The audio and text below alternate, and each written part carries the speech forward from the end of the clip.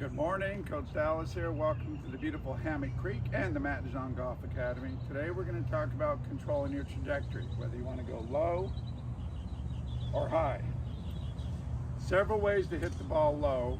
Most standard teaching and coaching, if we're not careful, it can cause problems, is to play the ball way back in your stance. Yes, that does de-loft the club.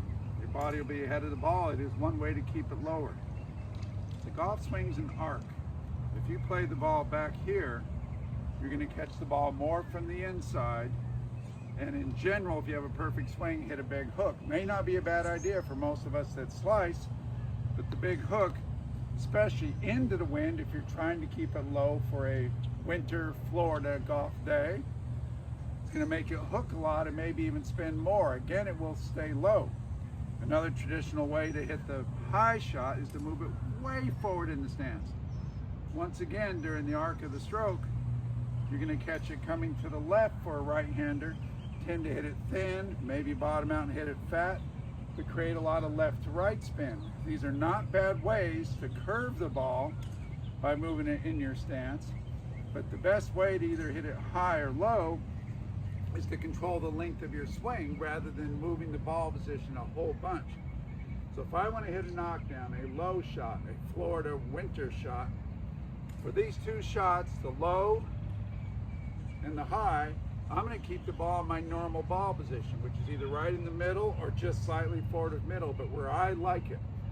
I'm not going to change my golf swing all of a sudden, but what I am going to do for the lower one is choke down a little bit, make the club shorter, stiffer, so that I can make my swing a little lower, more compact, more connected, which when I make a smaller swing sends it lower, doesn't go as far probably. I'm also going to take, in this case, a 7-iron instead of my normal 9-iron and play it back and hit it high. Again, I'm trying to keep it low. This way I can do my normal swing, although a little smaller, still a big turn, but small arms. This will keep the ball low, and you have to have this half or three-quarter motion when you hit pitches, and you don't want the ball to go too far. So again, I'm keeping my normal ball position.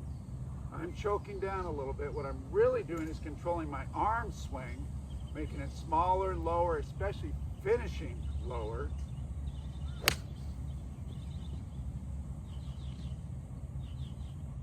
To keep the trajectory way down. If I do want to hit it higher, instead of moving it way back in my stance and getting high and fancy, I'm going to keep everything the same. I'm certainly not going to choke down. I'm going to make sure that my arm swing is bigger, both back and through, adds more speed, sends the ball higher, but still my normal swing. I have a hard enough time with one swing in one ball position, center or slightly forward. When I start moving it around a lot, things tend to go a little chaotic and crazy. It might be one more ball more forward in my stance, but hopefully, other than holding on at the end of the club and my intent of a big arm swing to match my big body swings,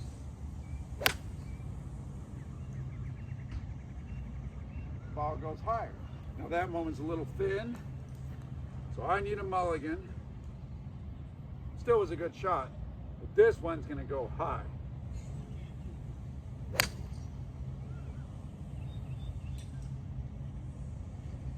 Maybe not like Roy McIlroy on the PGA Tour. He hits it 120, 150 feet high, even with his long irons sometimes. The best players in the world hit their short irons low and their long irons high. As a general rule, when we use TrackMan and Flight Scope, we'd like every shot from wedge to driver to eventually get to 90 feet and at the apex.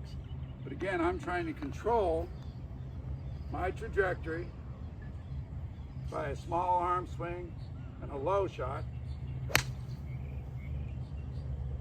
Look at that follow through, quite a bit shorter than the one that's coming up right now. Roy McIlroy territory.